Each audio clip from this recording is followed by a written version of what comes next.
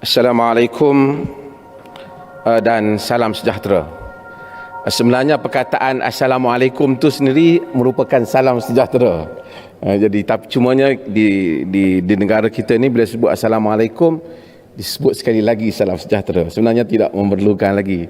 Maksud doa sejahtera kepada semua yang ada. Terima kasih Datuk Pengerusi dan juga ahli-ahli panel.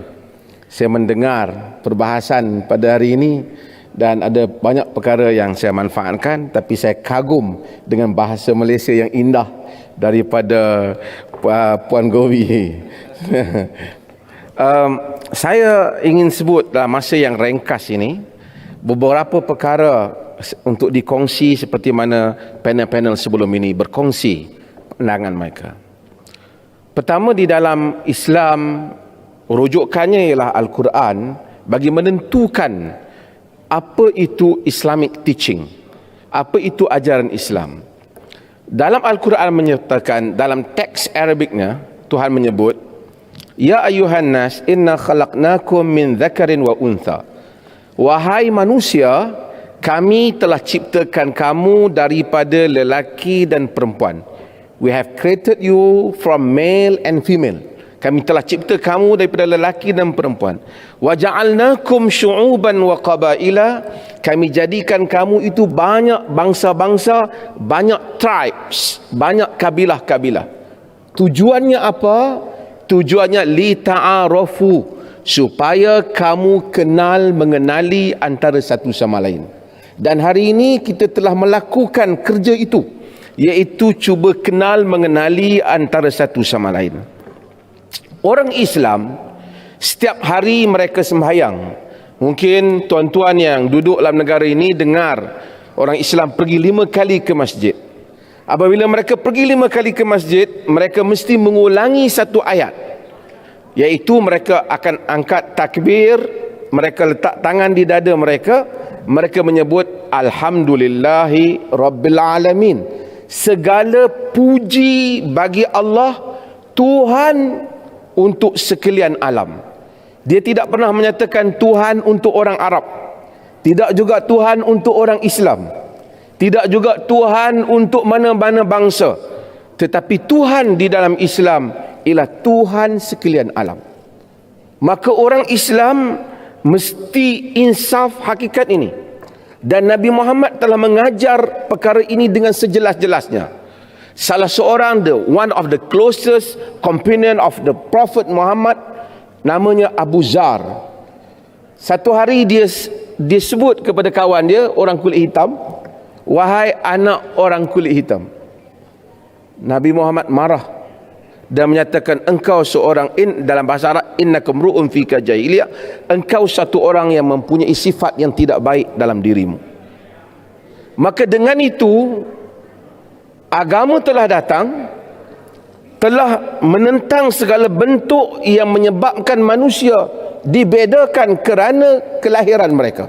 Kerana manusia tidak memilih untuk menjadi kaum apa. Saya tidak memilih. Separuh saya, bapa saya Melayu, separuh lagi ibu saya Cina. Mungkin orang tak tahu. Orang tak pilih untuk jadi India, orang tidak pilih untuk jadi Melayu. Ini adalah ketentuan Tuhan. Maka manusia tidak boleh dipersalahkan di atas apa yang mereka tidak pilih dalam hidup mereka. Bahkan menyalahkan kaum kerana dia berlainan kaum adalah berarti menyalahkan Tuhan, kerana Tuhan yang menentukan pilihan itu. Tetapi menyalahkan sikap, itu menyalahkan manusia, kerana manusia boleh memilih sikap yang positif ataupun sikap yang negatif. Maka sebab itu, hal ini jelas. Sebab itu saya rasa orang Islam walau bagaimanapun dia tidak akan menghina kaum. Bahkan dalam sejarah Islam, kebanyakan scholars, great scholars, bukan orang Arab. Dalam sejarah Islam, saudara pergi ke internet, saudara tulis the golden age of Judaism, zaman keemasan Yahudi. Kerana ramai orang menyangka Islam adalah musuh Yahudi. Tetapi kalau kita baca The Golden Age of Judaism, kita akan dapati Yahudi berkembang, membuka sekolah-sekolah dan scholarsnya berkembang, buku-buku ditulis pada zaman pemerintahan Islam di Spain. Kerana prinsip ini, dan di dalam agama menyebut, dalam Islam very clear, la ikraha fid din, tidak ada paksaan di dalam agama. Orang Islam tidak boleh memaksa sesiapa pun menganut agamanya. Dia boleh berdakwah, dia boleh memberitahu. Saya ingin sentuh hal ini. Orang Islam yang layman, ordinary people, not educated people yang ada di kampung, mereka faham hal ni. Saya semalam bersembang dengan sebahagian rakan-rakan daripada gerakan. Saya menyatakan di kampung ada dulu ada kedai Cina, dia panggil orang Cina tokeh. Dia jual di kampung, satu kedai Cina boleh hidup di tengah-tengah kampung Melayu. Dan tidak pernah kita ada sejarah yang menunjukkan orang Melayu memaksa orang-orang Cina yang berniaga di kampungnya menganut agama Islam. Bahkan mereka membesar bersama, ada sejarah yang bersama. Sebab itu sehingga kita sentiasa mengingati hubungan baik datuk nenek kita antara satu sama lain. Kerana memaksa beragama itu tidak pernah dikenali di dalam agama. Orang selalu bercakap lately tentang jihad. Jihad sangat menakutkan perkataan ini. Tetapi jika kita merujuk kepada Al-Quran, Al-Quran menyatakan antara tujuan jihad untuk memelihara tempat-tempat ibadat agama-agama berbagai, memelihara churches, memelihara gereja, memelihara sinagog tempat Yahudi, dan juga memelihara masjid. Ini Allah mention, sebut perkara ini dalam surah Al-Hajj ayat 40. Dalam teks Arabnya dia menyebut walaula daf'ullahu an-nas ba'duhum bi ba' lahuddimat sawami'a wa bi'un wa salawatun wa masajidu yuzkaru fiha ismullahi katsira. Jika tidak kerana Tuhan menjadikan manusia itu bertembung untuk yang benar membela menghalang kejahatan, nescaya nanti akan musnah tempat-tempat ibadat agama-agama, akan dimusnahkan gereja, akan dimusnahkan sinagog, tempat ibadat Yahudi, dan akan dimusnahkan masjid yang disebut padanya nama Allah banyak-banyak. Maksudnya tujuan berperang jika berlaku demi memelihara semua tempat ibadat. Masjid disebut yang terakhir, sedangkan tempat-tempat agama lain disebut pada awalnya. Ini adalah suatu keadilan. Cumanya orang Islam mempercayai satu perkara supaya kita bersikap jujur. Orang Islam mempercayai Islam adalah agama yang benar, dan dia tidak mempercayai agama lain sebagai agama yang benar. Mungkin saudara kata ini satu masalah. Saya kata ini tidak masalah. Setiap orang berhak mempercayai agamanya agama yang benar. Kita tidak disuruh. Saya selalu buat andaian. Ada anak-anak di sekolah, dia kata my father is the best father in the world. Kawan dia marah.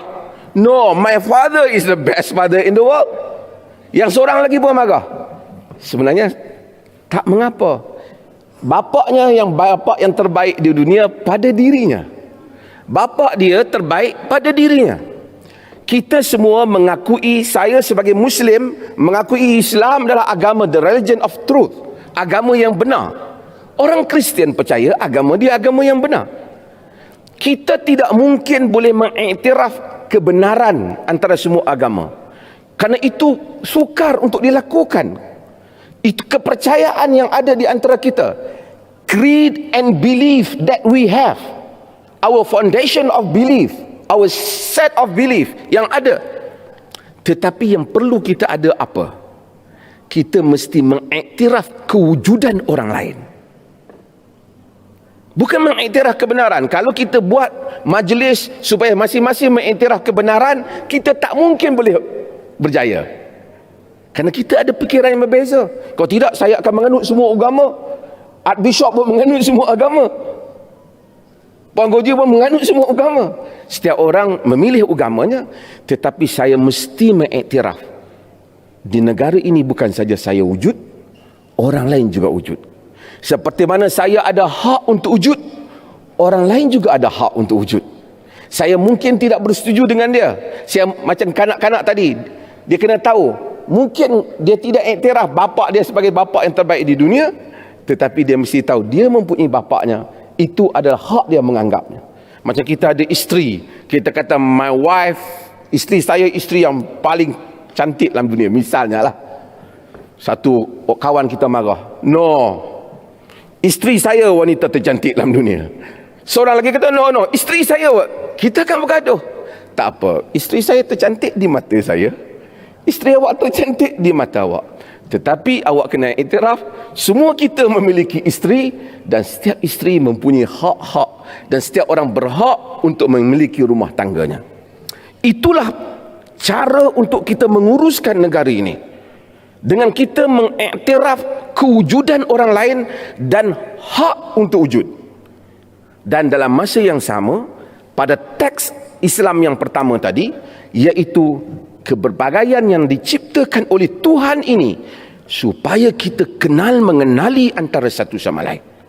Saya perlu mengenali, mungkin saya tidak bersetuju pada apa yang rakan saya percaya, tetapi saya menghormati sikapnya, saya menghormati budi bicaranya, saya menghormati kelakuannya, saya menghormati akhlaknya.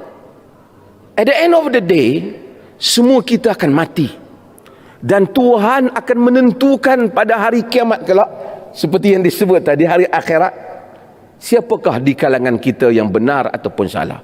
Urusan menentukan siapa yang benar dan salah ialah urusan Tuhan. Urusan kita hidup di atas muka bumi ini ialah urusan untuk berinteraksi dengan cara yang sopan dan baik antara satu sama lain. Jika kita dapat melakukan hal itu dengan menghormati norma-norma seperti yang disebut oleh Datuk Seri Pengurusi tadi, bagi setiap tempat ada latar sejarahnya, ada keadaannya. Saya pergi ke satu tempat, ke sini, ini dewannya, ada peraturannya, saya menghormati peraturan. Negara ini ada peraturannya, ada pelambangannya, ada perkara-perkara yang ditetapkan, kita hormati. Yang kita penting dalam hidup dunia ini, bukan saya mesti menjelaskan semua mesti menghormati agama saya, atau menghormati agama bishop, atau menghormati agama yang mengikuti. Yang penting di dalam bernegara ialah semua orang mempunyai ruang yang cukup untuk mengamalkan agamanya. Itu yang lebih penting. Kalau kita berjaya mengangkat satu agama sehingga berlaku pergaduhan dan pertempuran, tidak ada agama yang boleh hidup, apa maknanya? Jadi kita yang duduk di masjid, masjid milik orang Islam, diuruskan secara orang Islam 100%, di sistemnya adalah Islam. Di gereja, ia adalah milik orang Kristian, 100% peradaban dan caranya mengikut agama Kristian. Di kuil juga demikian. Tetapi bagi sebuah negara, ia bukan untuk satu agama. Sebuah negara dikongsi oleh berbagai-bagai penganut, maka setiap orang mempunyai portion daripada negara ini untuk membolehkan dia sebagai seorang Islam hidup, dia sebagai seorang Kristian hidup, dia sebagai seorang Hindu hidup, dia sebagai seorang Tao hidup, dia sebagai seorang Buddha hidup, dan apa saja agama yang diiktiraf oleh perlembagaan untuk hidup dan mengamalkan agamanya tanpa diganggu gugat. Kalau itu dapat kita lakukan, kita jangan bincang tentang isi kandungan agama, siapa yang benar dan salah. Kita bincang, kita mempunyai hak untuk hidup bersama pada negara yang sama-sama kita cintai ini. Sekian, terima kasih. Wassalamualaikum warahmatullahi wabarakatuh.